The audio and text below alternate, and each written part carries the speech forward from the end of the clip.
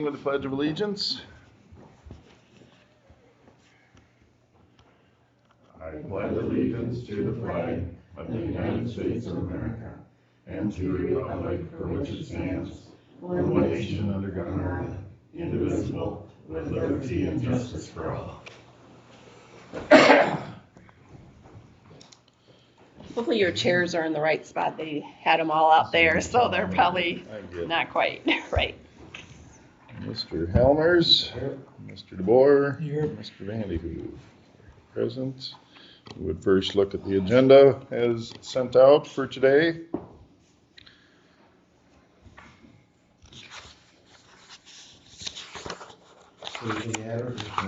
I don't have any changes to it.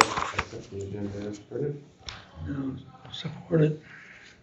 Motion from Helmers, support from DeBoer to approve today's agenda as it was provided. Any further discussion? All those in favor of approval signify with aye. Aye. All those opposed, same sign. We have an agenda. We had minutes provided to us for review. Any interest in action on that?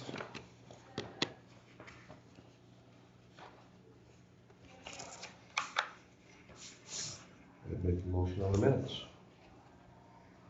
No, support that.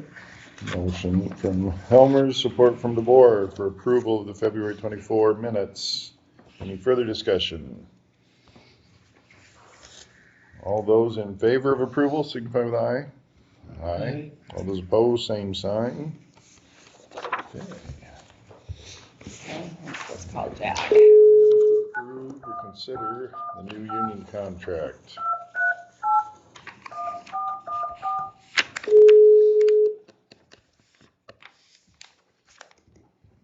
This is the whole staff you have to sign today, Jason. This Jack. Hey Jack, this is Rochelle. We're in open session. Okay. We're to the consider approval of the new union contract effective July 1, 2025 item. Anything you would like to present or share? Not necessarily. I think it's pretty straightforward, and the language changes in there are a clarification, a benefit for the county. The 4% across the board is what the supervisors had approved of. So unless you have questions, what I'm going to do is I'm going to let you go ahead and vote on that, and then I'll talk to you about the 12-hour schedule thing. Okay. Do you want us to vote on that before the discussion on the 12 hour? Yeah, that's what he had indicated. I would make a motion for that. Proposal. I'll second it. We have a motion for the approval of the negotiated items in the contract. Any further discussion? I wish maybe we would have, I don't know how much language or discussion you had on health insurance, but I'm hoping for continued discussion in that area, but this is where we're at for now. Further discussion? If not, those in favor of approval signify with aye. Aye. Aye. Those opposed, same sign. All right. You also have on here mention of the 12-hour shift, Jack? Sure. Well, going back to the insurance for a minute, you're right. As I think that most of you are probably well aware is, the problem is it's a negotiable item for a public safety group, and so, it's very, very difficult. But the thing about having a one-year contract gives you a chance to revisit that every year. And so that works in your favor to be able to bring it up and have a discussion with it. Yep. Let's talk about the 12-hour schedule here, just because I want to make sure that the board understands where this is at and what's involved with it. And I'm going to go back to the beginning here because the union had proposed going to a 12-hour schedule, which was fine, but they didn't do all of their homework. They only did a little bit of their homework. And they came in, and so they had went and looked and said, well, this county does it, this county does it, that county does it, so we'd like to do it the same. Well, that may be okay, but what you have to do in this case is that there's a transformation that needs to take place from the scheduling, the overtime that you have now into a 12-hour system, okay? Now, I know the sheriff's in favor of looking at a 12-hour system. I know that there's a benefit for the county in overlapping coverage where they would have more deputies on duty. But here lies the financial issue that needs to be addressed is that one is the overtime system has to change. Under the federal law, police officers are on a different schedule than everybody else. Their maximum schedule under the federal law is that they can work 171 hours in a 28 period before they're entitled to overtime. So that's one thing that would have to be addressed in going to a 12-hour schedule. The second thing is that they didn't calculate into their formula is that even at leaving the overtime aside for a second, going to a 12-hour schedule, each deputy would work like, I know it's 143, 134 hours more a year. Well, you can't do that at their current base hourly rate because it's not set up on that schedule, you see? So that 143 hours more a year ends up to be several $1,000s a person. So if they really want to look at a 12-hour schedule next year, then there's a sacrifice that comes along with it. Sacrifice is that one is we need to change the overtime calculation. And we could do that fairly easy if that's what they want to do. But the second thing is that they would need to agree to adjust their base hourly rate so that they're getting, in essence, the same amount of money annually that they're getting now, which would require them to reduce their hourly rate. You follow me? Or a move in health insurance.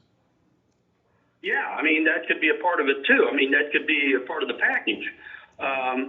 But I mean, I don't think it's probably feasible for them to expect to get paid another 143 hours a year on top of what their annual pay is right now.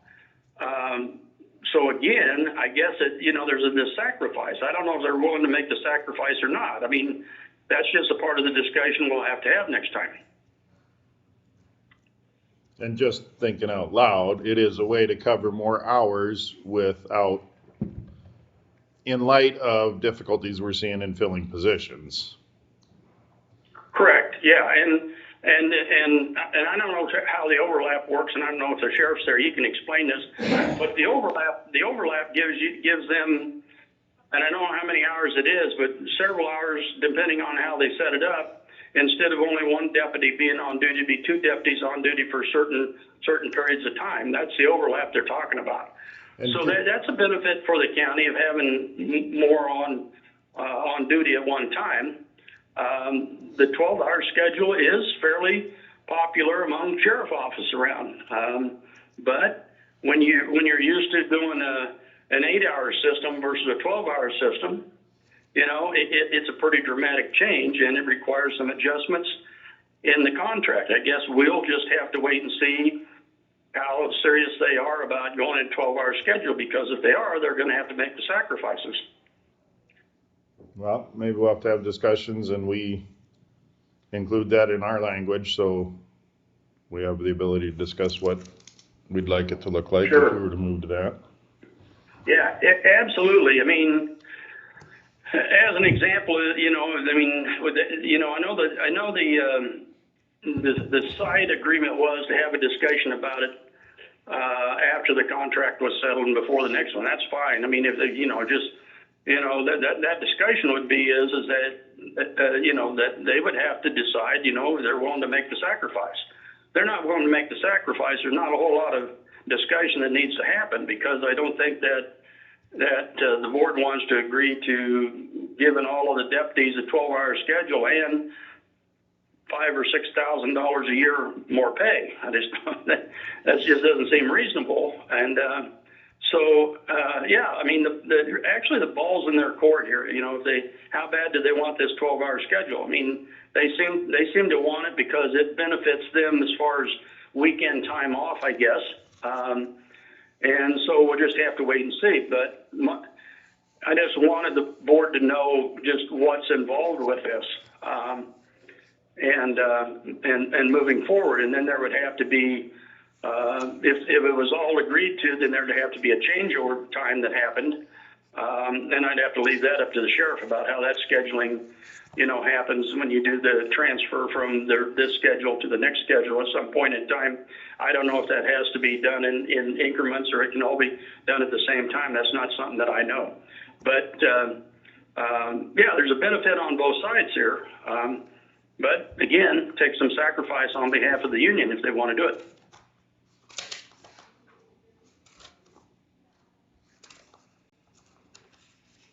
Questions, folks? I mean, I hope I didn't lose you in all of that, but I mean, that's where the whole thing's at. There just wasn't, and the reason why that we put it on hold was there just wasn't enough time to get all of that done in this negotiation period because of not having done their homework ahead of time. There just wasn't enough time, and they realized that wasn't enough time to get through all of the things that needed to be addressed, and that's why we put it on hold and take it up to the next negotiations. Would the discussion of the shifts be an item that could be allowed as closed session? As far as the 12-hour schedule goes? Coverages, and is that disclose weaknesses Yeah. or gaps, or I'm just trying to not get ourselves in trouble on multiple fronts, I guess. I'm thinking of Yeah, I mean, H, closed session 2151H, to avoid disclosure of specific law enforcement matters such as allowances, tolerances, or criteria for legislative prosecution. I don't know. But I think, yeah, we should review that before we proceed with more in-depth discussions of that, but certainly open to it. sure. Like I said, I just wanted to try to make everybody aware of what's involved with this. And when I said the ball's in their court, I guess, the question is that, I mean, as far as the Board of Supervisors go, you can have a discussion about it in closed session anytime you want. I guess at this point, I'd kind of wait and see if the union wants to have a discussion away from negotiations about it so that they know what's involved with it, and then we don't have to go through all that when it comes negotiation time this fall. Kevin, do you think 12-hour shift is more appealing to hire? Well, I know that's what a lot of counties are doing right now. Until somebody in my office shows me an actual schedule with 12-hour shifts, I've asked for it, and nobody has come forward and given me a schedule yet, so as far as I'm concerned, it's dead in the water right now. Like Jack said, if they're not gonna follow through on what they want, then why would we give it to them, so. That's good to know.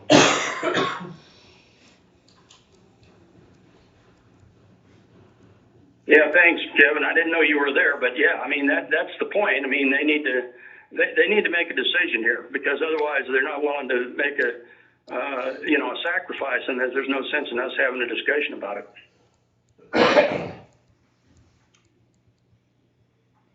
Yeah, and I do know that the main deputy that was pushing for these 12-hour shifts, I made the comment that everybody has to be on board in the office in order to go to this, and not everybody's on board with working 12-hour shifts.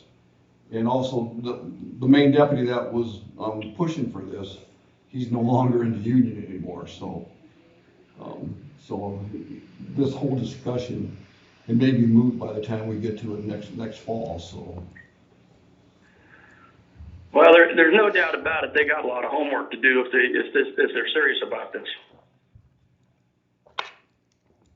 Yep, and so far right now, they have not turned their homework in. Right now. I'm sorry, was that a question for me? No, I just said they haven't turned their homework in yet, so. No, it that's hasn't correct, gone yeah. anywhere. Right now, our full-time was it 1950 a year? 1,950 is full-time deputy hours. 19 something, yeah. I think so. And this approach would move us to the 2080, or do we know what? that is. Jack, do you know? I'm sorry, but what about a 28E? No, sorry. The current contract and the scheduling, a full-time deputy is actually at 1,950 hours per year. Right, yeah, 40 right. hour a week employee gets to 2080. What, do you know what the 12-hour shift would likely bring it to? You talked about how many more hours a year, but I didn't catch that.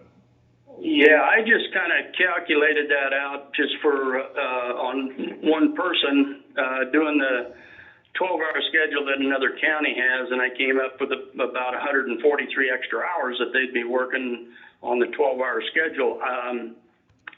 I don't know I don't recall if I calculated, I probably did, but I don't have in front of me what their annual hours would be.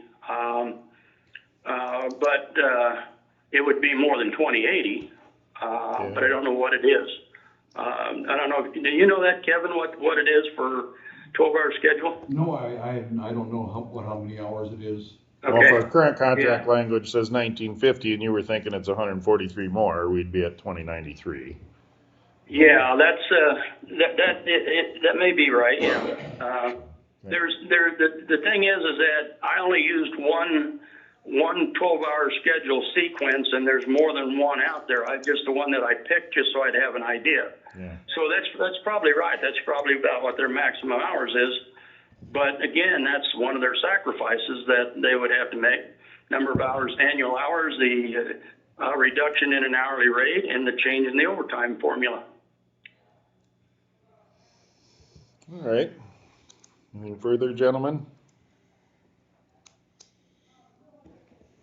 Or lady at the table? We should be asking. Not anything Well, further you need us to know, Jack?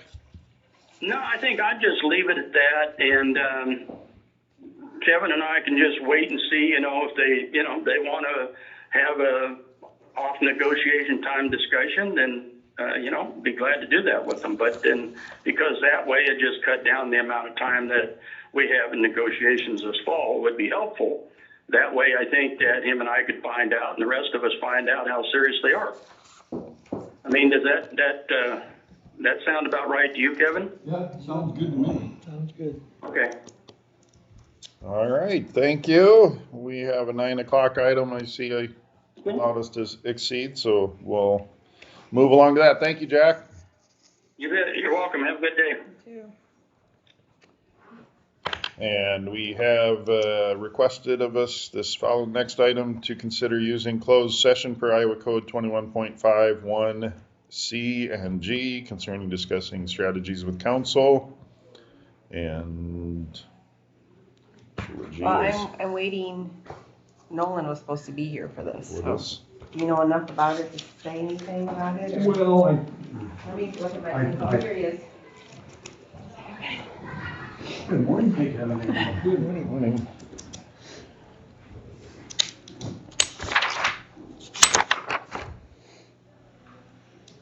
And discussion of current specific law enforcement matters pertaining to a current investigation. Do we have interest in going into closed session for this item?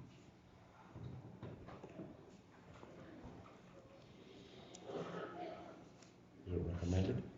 I would recommend it, yes. I would recommend we go into closed session. Motion by Helmers, I'll second it. support from DeVore to enter closed session as identified on the agenda under code 2151 C and G. Mr. Helmers, how do you vote? Aye. Mr. DeVore? Aye. And I vote aye. Mr. DeVore, thank you, Sandy.